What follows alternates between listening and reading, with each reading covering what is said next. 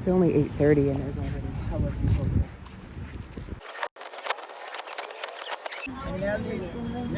Your name, please.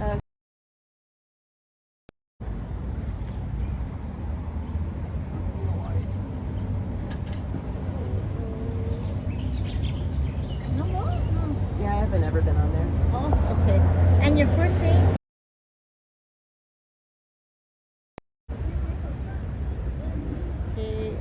KOGL. Oh. Your zip code? 96814. How many adults? Just me. Government assistant? Yep. Happy Halloween. Happy Halloween. You scare people today. Oh, I'm scary every day. Don't worry about that.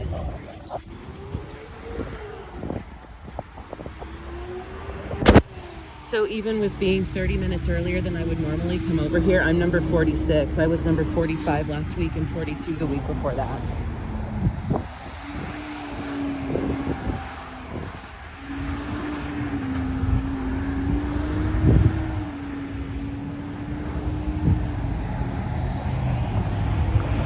You know, just the band of the All right. Now I get to sit here and fuck off for an hour. That's great. I love wasting my time. So, yeah. Let me see what I do. They weren't handing out any snacky s'mores at the door either. So, but it looks to be mostly the usual crowd. I don't really see a whole lot of the aunties. So part of the problem with this that I mentioned in last week's video is there's a lot of people that come to these that don't actually need to. They just go because it is a free-for-all, which, I mean, I'm not going to fault or blame them for that. Like, shit, why not? Like, if you eat canned vegetables, why not go grab your TFAP every week? I mean, whatever. But when you're getting into a situation where there are actually people with a genuine need and you're just showing up to collect and it's like the scene in Clueless when Cher is debating and she's like, just because people didn't RSVP, I had to haul ass to the kitchen and redistribute the food, right? There's only so much to go around. If there's going to be 100 people, everybody gets 1% of the donation, right? So if there's only 50 people that have a genuine need, right, you're actually cutting their rations in half. So yeah, I don't know exactly how dire the leadership in America actually thinks things are for us, because I feel like the things that are going on are alarming on one of two sides of the coin, right? We're either in serious trouble of becoming under attack and they're trying to make sure, you know, it's like the National Guard reaction in some of these cities could be, you know, if we ended up being under attack and where like looting and rioting might be possible. So if they try to curb and get a lot of this stuff under control before any shit hits the fan, I don't know. Maybe I'm just like wild and crazy out here, sleep deprived and fucking nourished. I don't fucking know. That's not true, but whatever. But the other side of the coin is that they actually are just hurting people in order to rob people for their own purposes. I think that it's very strange that we live in a country that leadership would literally be willing to put... I feel like they're basically pitting... I don't have to listen to what you're having to say. Do you mind? Do you really mind? I'm literally sitting like 10 yards away from you. You gotta go further away. Because I'm trying to do something right here. And I'm also doing something right here. I'm not even using my cell phone, nothing. You're invading my privacy. How? I'm not doing anything. And that's what it's like out here. This dude is literally sitting all the way over there. I'm not invading anybody's privacy. For all he knows, I'm talking to somebody on the phone. That's super fucking weird, right? Just crazy. I'm trying to do something. Do what? I'm literally 10 yards away from you. Anyway, so as I was saying, it's really strange that we live in a country where leadership is basically pitting continuing Medicaid, right, Medicare, affordable health care against people's ability to get paid for jobs they're being forced to do or be able to afford to survive in general. And whatever else that they're fighting over. Like, they've got to be hiding something at this point, because there's no way that... This is paranoid schizophrenia, by the way, this guy, but he's still tripping and he's going to actually pack up all of his shit and move on.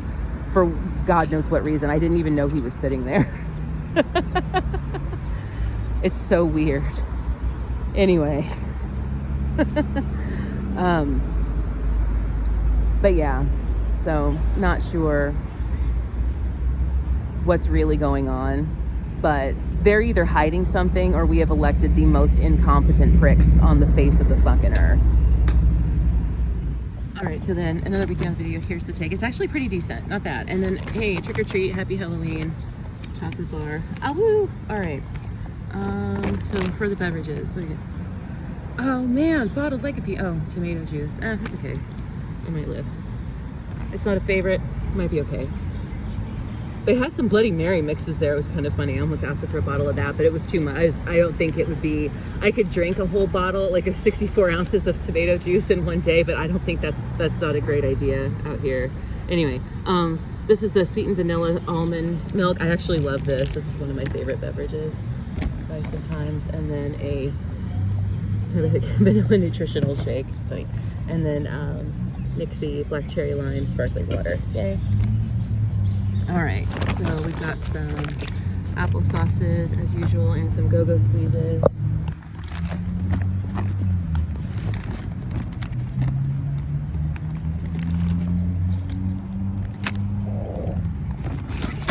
Peanut butter. I actually did go through. I finished one of those off yesterday. I still have one, two. Now I'm back to two. All right, Progresso chicken noodle. This is good. This is easy, good stuff. Chicken noodle soup, fantastic. All right, and more applesauce, and of course, America's favorite or least favorite, chocolate chip granola bars. I'm telling you, it's a mystery for the ages.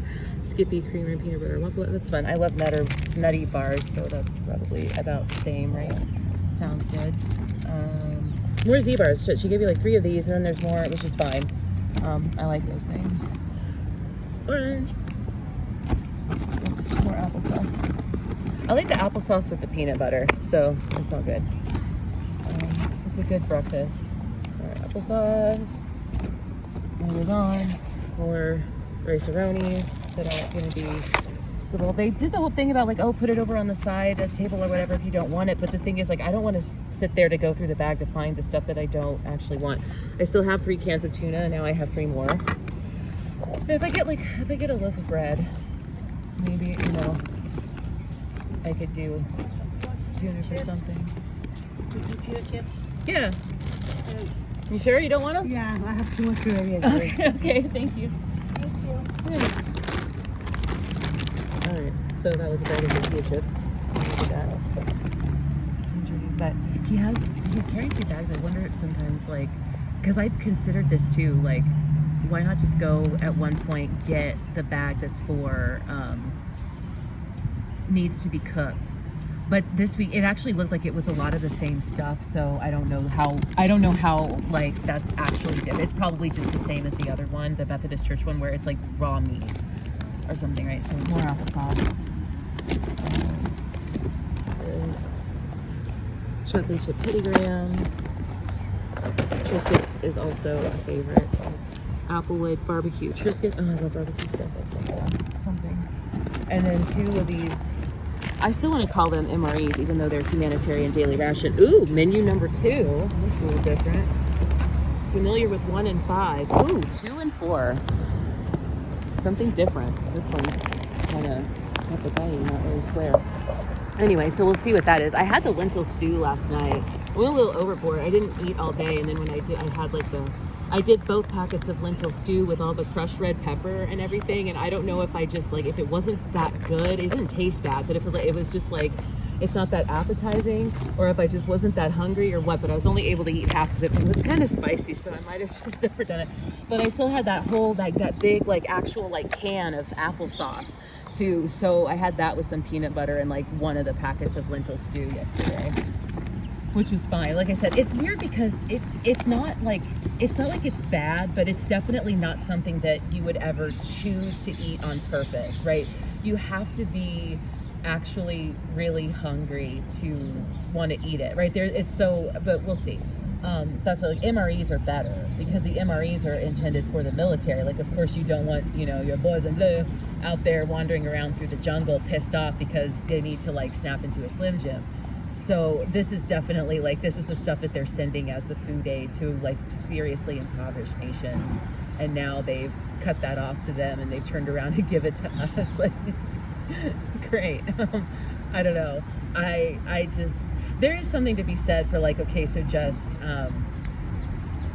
work and, you know, do what you can to put your own money together to buy stuff. Like there is kind of a point where like over the past year, I've gone without food for 5 days straight, at least twice, maybe 3 times. And so it's not like the worst thing that could ever possibly happen to somebody. So it's like, if it takes me 5 days to put together enough money to spend $5 at McDonald's, like then so fucking be it. Cause some of this stuff, it's literally like, it's not that you'd rather go hungry than eat it. It's not that bad, right? But it's like one step up from dog food, right? It's like that you do have to actually though be hungry to want to eat it, to actually expend the energy to open the package and dig out the spoon, right? So like, I don't know, but we'll see. But this is a fun little tip. This is good. And then the Triscuits, I kind of wish they weren't barbecue. I feel like barbecue and tuna doesn't go together that great. If they were not, whatever, but maybe I could dress up the tuna with some of my lemon pepper and the Cajun seasoning or something and eat it with the tortilla chips. That might be fun. But anyway, so that was today for Friday.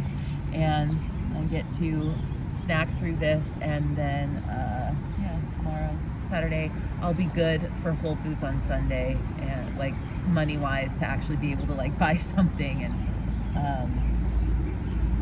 earn my keep, so to speak. You have to be pretzels and something, I don't know, we'll see.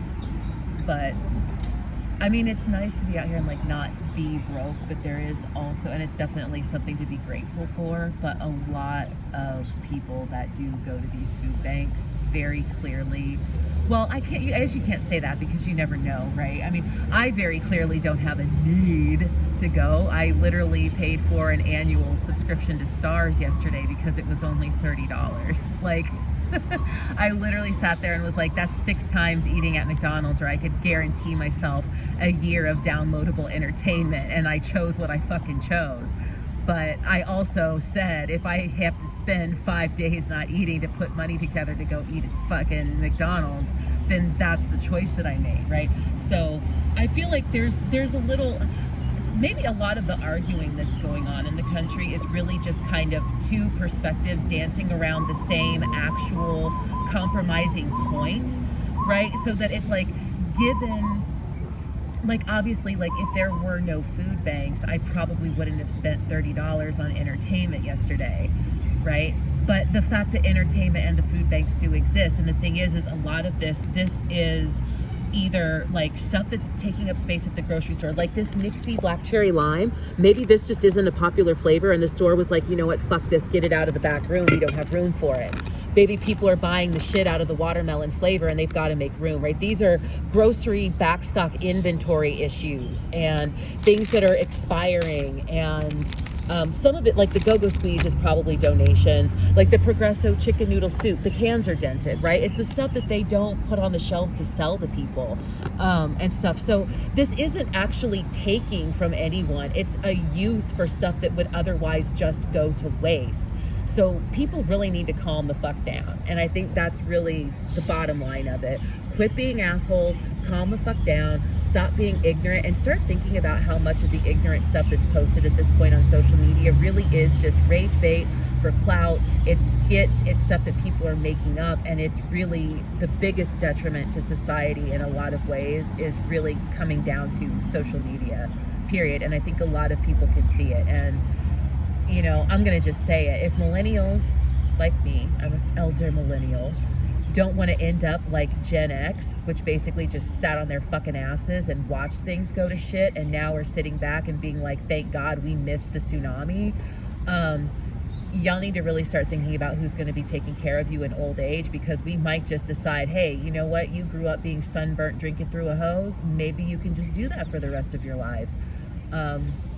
Start thinking about the fact that people that you're punishing and fucking with are actually going to turn around and be the people.